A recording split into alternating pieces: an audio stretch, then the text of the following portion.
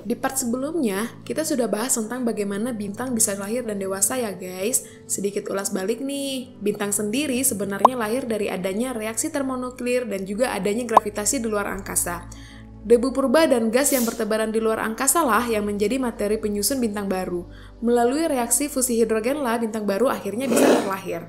Nah, kali ini kita akan bahas fase kelanjutan setelah sebuah bintang berhasil dilahirkan dan berkembang menjadi bintang dewasa atau bintang penuh.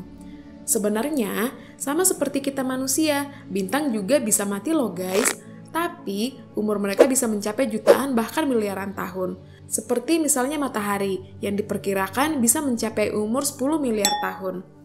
Sebelum menuju fase kematian bintang, ada beberapa fase yang biasanya akan diawali dengan pembentukan bintang raksasa merah. Fase akhir kematian bintang akan sangat bergantung dari kondisi awal ketika bintang tersebut dilahirkan guys. Jadi, tidak semua bintang akan mengalami akhir kehidupan yang sama. Bintang katai putih. Bagi bintang berukuran kecil seperti matahari, fase menjadi bintang katai putih adalah fase akhir dari bintang.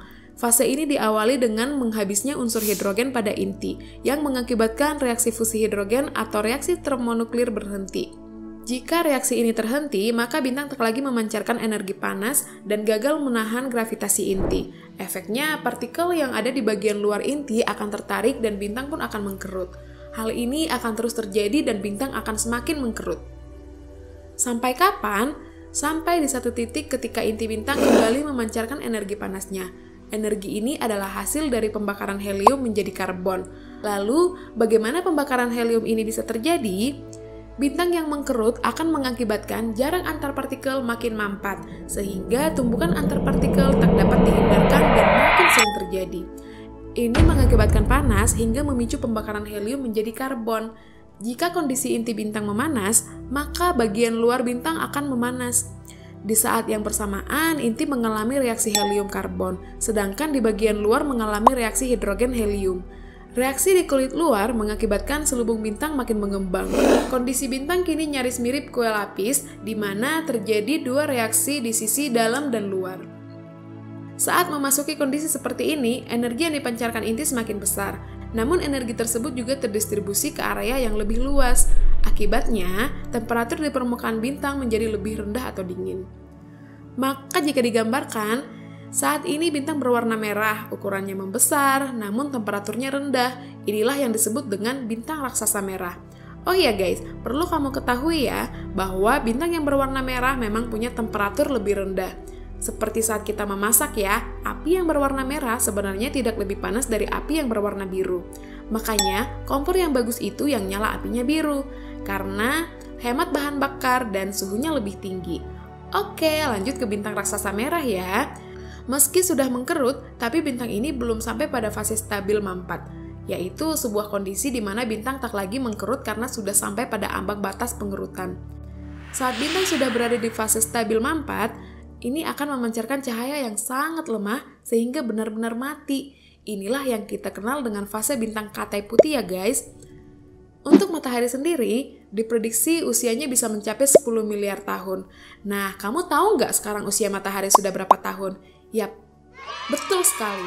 Usia matahari sudah menginjak 4,6 miliar tahun. Maka itu artinya, matahari mungkin akan mati sekitar 5 miliar tahun lagi. Kira-kira keburu kiamat nggak ya? Bintang netron. Nah, kalau matahari bisa saja mati pada fase bintang katai putih, lalu gimana nasib bintang-bintang yang lain yang masanya jauh lebih besar? Ternyata, pada bintang yang masanya lebih besar akan terus terjadi pengerutan hingga menyebabkan reaksi pengubahan karbon menjadi oksigen. Saat karbon ini habis, pengerutan pada bagian inti kembali terjadi, hingga terjadi pembentukan unsur yang lebih berat seperti silika hingga terbentuklah besi. Di saat yang bersamaan, di bagian luar terjadi pembentukan helium. Saat masa bintang habis, di inti terjadi pembentukan unsur-unsur berat mulai dari hidrogen, helium, karbon, oksigen, silika, dan besi.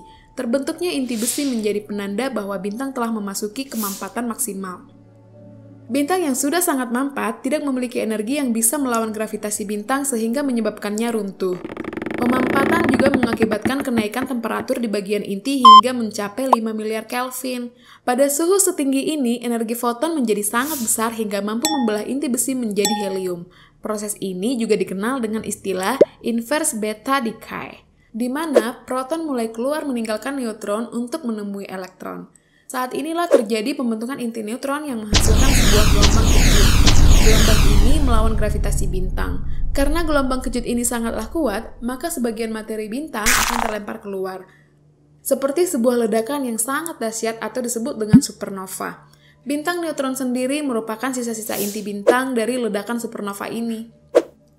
Black hole atau lubang hitam. Tak berhenti pada fase bintang neutron, bintang bisa saja berubah menjadi objek lain yang memiliki gravitasi jauh lebih besar. Ini bisa terjadi jika gelombang kejut yang dihasilkan tidak bisa meluruhkan bintang. Gravitasi yang amat besar ini bahkan bisa membuat cahaya terperangkap loh guys. Waduh, ngeri sekali ya. Inilah yang kita kenal dengan istilah black hole atau lubang hitam. Saat gelombang kejut berhasil menghancurkan bintang, maka inti bintang akan terus mampat. Sehingga massa jenis bintang juga akan menjadi sangat besar. Inilah yang membuat sang bintang memiliki gravitasi amat besar hingga bisa membelokkan cahaya dengan gravitasinya tersebut. Wow, sungguh luar biasa ya guys alam semesta ini. Begitu banyak hal yang terjadi dan ini membuktikan bahwa alam semesta memang terus bergerak dan berkembang. Semoga informasi ini bermanfaat untuk kamu ya. Jangan lupa like, share, dan komen ya guys. Dukung channel ini supaya bisa terus memberikan informasi menarik lainnya. See you!